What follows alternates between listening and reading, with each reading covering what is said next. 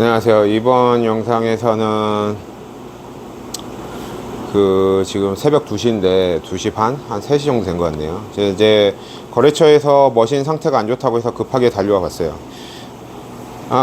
이게 머신을 수리하면서 가장 좀 어려운 부분 중에 하나는 뭐냐면은, 이 머신에 이상이 있다고 하면은 증상을 얘기하시는데, 이 증상에 관련돼서 이제 뭐랄까, 이게 정확히 어디 부분인지를 정확히 알면은 그걸 해결하러 가면 되는데, 보통은 이 증상을 갖다 너무 뭉뚱그려서 얘기하시면은 이게 뭐가 문제인지 파악하기 어려워요. 뭐 예를 들어서 머신에서 물이 샌다고 했을 때 정말 쉽게 해결할 수 있는 게 있고, 정말 아예 입고를 해가지고 어렵게 고쳐야 되는 경우도 있고, 아니면 굳이 올 필요가 없는 경우도 많이 있어요. 근데 이걸 갖다가 이제 무작정 와가지고 봐달라고 하면은 결국에는 이제 나중에 가서 문제가 되는 게 이 출장요드 이런 것들을 갖다가 이제 단편적인 정보만 가지고 와서, 그러니까 이제 이 일을 하면서 가장 골치 아픈 것 중에 하나는 뭐냐면은, 고객이 말하는 그 고장에 관련된 것들을 갖다가 너무 맹신하면서 이 부분은 문제가 없을 거라고 이제 체크를 덜 하면은 그것 때문에 고생하는 경우들이 많이 있어요. 그래가지고 언제나 보면은 이상이 있다는 거는 참고하고 거기에 관련된 모든 부분을 다시 한번 체크해야 되는데, 지금도 보면은 이따가 이제 영상을 보여드리죠. 여기도 보면은 머신이 머신 옆에 바로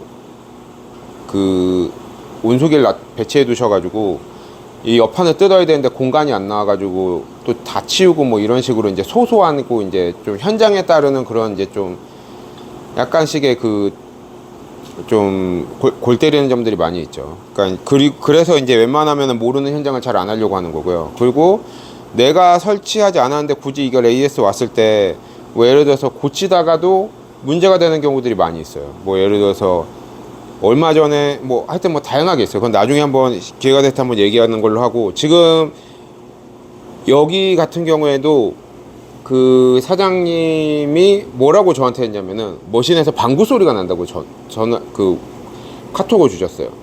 주기적으로 방구 소리가 난다. 그래가지고 이럴 경우에는, 그러니까 이런 식으로 이제 들어오면은 주로 어떤 식으로 해결을 하냐면은, 이제 머신 수리하는 사람들끼리 모임이 있어요. 단톡방이 있어가지고 좀 친하게 지내는 머신 수리하는 쪽에 전화해가지고, 야 이거 이렇게 들어오는데 이게 뭐인 것 같아 이러면서 의견을 취합해봐서 그리고 이제 요즘은 시대가 좋아져서 그나마 사진이나 또는 뭐 동영상 같은 걸 요구할 수가 있죠. 그리고 녹음된 소리도 요구할 수가 있는데, 소리는 솔직히 조금 정확하진 않지만 사진이나 동영상 같은 걸 가지고 이제 머신이 뭐가 문제인지 갖다 추측하면서 해결을 하는 경우들이 많이 있어요. 그래가지고 이것도 다행히 이제 보일러 히팅이 계속되는 문제여가지고 이제 그걸 갖다 해결했는데, 그거에 대해서 간단하게 설명을 해드릴게요. 그러니까 방구 소리가 난다는 건 무슨 뜻이었냐면은, 보통은 모든 보일러에는 안전장치가 있어요. 뭐냐면은 안전장치가 3-4개씩 두세 개, 최소 하나에서 2개 이상은 붙어 있는데, 다양한 역할들을 하는데 그 중에서 가장 이제 중요하다기보다 이제 꼭 있는 것 중에 하나가 릴리프인데, 릴리프가 어떤 역할을 하냐면은, 그러니까 또는 과압 방직인데, 이게 뭐냐면은 보일러에 일정 압력 이상이 차면은 보일러는 스팀을 만들기 위해서 압력을 갖다가 계속 모은단 말이에요. 근데 일정 압력 이상이 차면은 얘가 터져요. 이게 터지면서 압력을 갖다가 낮춰주는 거죠.